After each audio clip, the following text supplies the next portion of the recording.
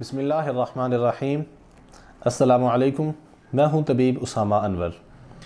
आज हम बात करेंगे पेट का बड़ा हो जाना, मोटापा या बिलखुसूस सिर्फ़ पेट का निकलना औरतों में या मर्दों में, कूलों का ज़्यादा हो जाना।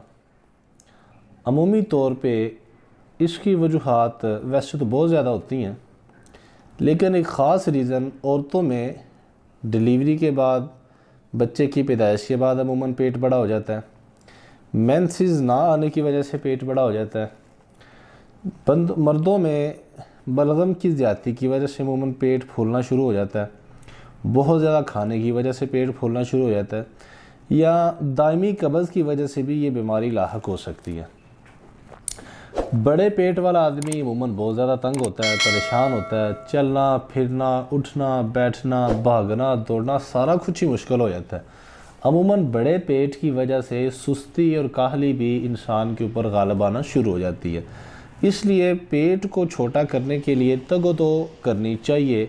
अगर छोटा करना है तो करनी भी पड़ेगी, इसके बिना कोई चारा नहीं। और एक और बात याद रखें कि जिसका पेट एक मरतबा फूलना शुरू हो गया है वो अब फूलता रहेगा।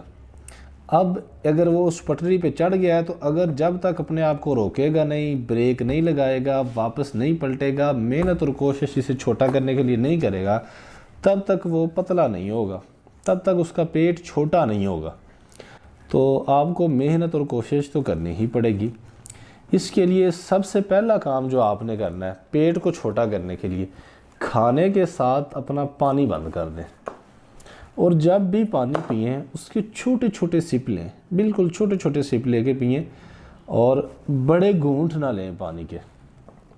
दूसरा काम आप ये करें, एक छोटा सा फार्मूला बता रहा हूँ, उसे तैयार कर लें और हर खाने के बाद एक छोटी चम्मच पानी के साथ, छोटे घूंट के साथ खा लें। तो इंशाल्लाह ऐसा करने से आपका पेट अंदर हो जाएगा, कम हो जाएगा और चर्बी इंशाल्लाह उसकी पिघल जाएगी।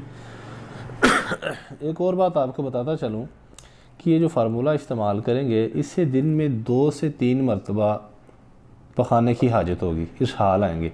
लेकिन ये परेशानी की कोई बात नहीं, चर्बी मेल्ट होगी, पिघलेगी, निकलेगी, तब ही जाके पेट छोटा होगा, वरना तो नहीं हो सकता।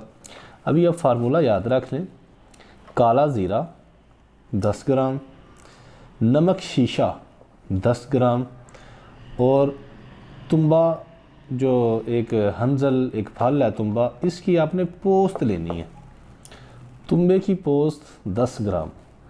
पोस्त से मुराद ये है कि तुम्बे का फल लेके उसके अंदर से बीज निकाल लेने हैं और जो बाकी रह जाएगी उसे तुम्बे की पोस्त कहा जाता है। बाकी जो खोल सा रह जाएगा वो खोल आपने लेना है। ये भी 10 ग्राम कर लें। इन तीनों चीज़ों को छोटे ग्राइंडर में डाल के पीस लें, मैदा छानने वाली छाननी से इसको छान लें और एक छोटी चम्मच, आधी छोटी चम्मच वो भी आधी, गर्म पानी के साथ सुबह दोपहर शाम इस्तेमाल करें। हाई ब्लड प्रेशर के मरीज़ ये इस्तेमाल ना करें, बाकी इस्तेमाल कर सकते हैं।